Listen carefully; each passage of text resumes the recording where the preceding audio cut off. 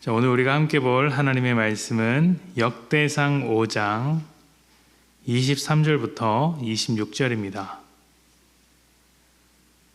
역대상 5장 23절부터 26절까지 말씀, 23절부터 26절 제가 봉독하겠습니다. 므낫세 반지파 자손들이 그 땅에 거주하면서 그들이 번성하여 바산에서부터 바알 헤르몬과 스닐과 헤르몬 산까지 다다랐으며 그들의 족장은 에베엘과 이시와 엘리엘과 아스리엘과 예레미야와 호다위야와 야디엘이며 다 용감하고 유명한 족장이었더라. 그들이 그들의 조상들의 하나님께 범죄하여 하나님이 그들 앞에서 멸하신 그 땅 백성의 신들을 가늠하듯 섬긴지라. 그러므로 이스라엘 하나님이 아수르 왕 불의 마음을 일으키심에 아수르 왕 디글랏빌레셀의 마음을 일으키심에 곧 르우벤과 갓과 므낫세 반지파를 사로잡아 할라와 하볼과 하라와 고산 강가에 옮긴지라. 그들이 오늘까지 거기에 있느니라. 아멘. 살다 보면 무슨 일을 하든지 좀 어중간한 사람들이 있습니다. 열심히 하는 것 같은데 나사가 하나 빠져 있는 것 같고 웬만해서는 집중하지 못하는 것이죠.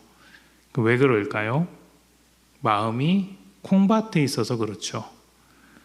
마음이 다른 곳에 있으면 그 자리를 빨리 벗어날 생각을 하지 열심히 해야 되겠다, 잘해야겠다는 생각을 하지 않습니다. 믿음 생활을 어중간하게 하는 이유도 마찬가지입니다. 예수를 믿는데 좀 어중간하게 믿는 사람들이 생각보다 많습니다. 어렸을 때부터 모태신앙으로 예수를 믿었고 교회를 나갔기 때문에 신앙생활을 하기는 합니다.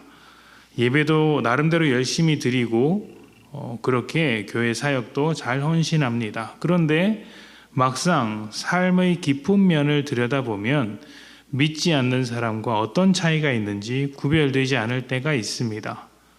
평소 삶을 보면 예수를 떠올릴 수가 없어서 나중에 교회 다닌다는 것을 주변 사람들이 알게 되었을 때 깜짝 놀라기도 하죠. 이런 일들은 교회 밖의 생활만 아니라 교회 안에서도 벌어집니다. 예수님의 몸된 공동체로서 살아가야 할 교회가 세상과 같은 공동체로 살아가는 것이죠. 은혜가 없고 용서가 없고 사랑이 없습니다. 서로 십자가를 나눠지는 모습도 없이 그저 자기중심적으로 경쟁하고 또 이익을 쫓아 무리를 이루며 갈등하는 것이 나타나기도 하는 것이죠.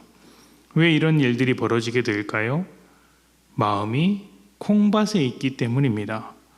몸은 교회에 있지만 그 중심에는 주님이 아닌 다른 것이 자리 잡고 있기 때문에 제대로 된 믿음 생활을 하지 않는 것입니다.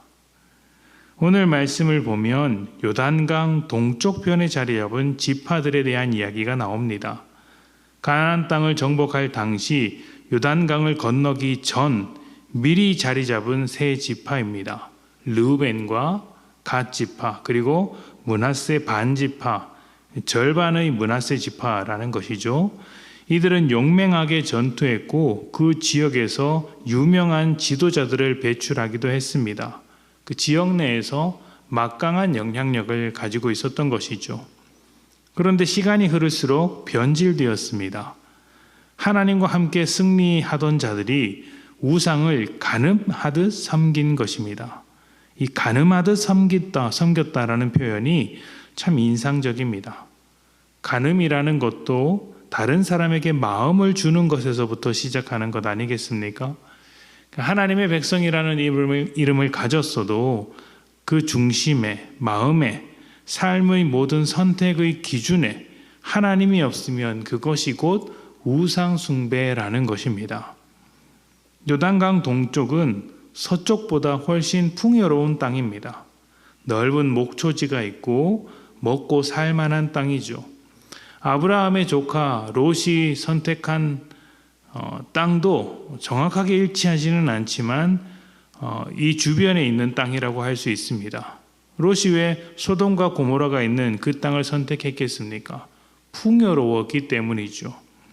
요단강 동쪽이 서쪽보다 훨씬 풍요로운 땅입니다. 그 땅에서 므낫세 반지파는 막강한 영향력을 행사하며 큰 성공을 거두었습니다. 그러나 그 덕분에 하나님과의 거리가 멀어졌습니다.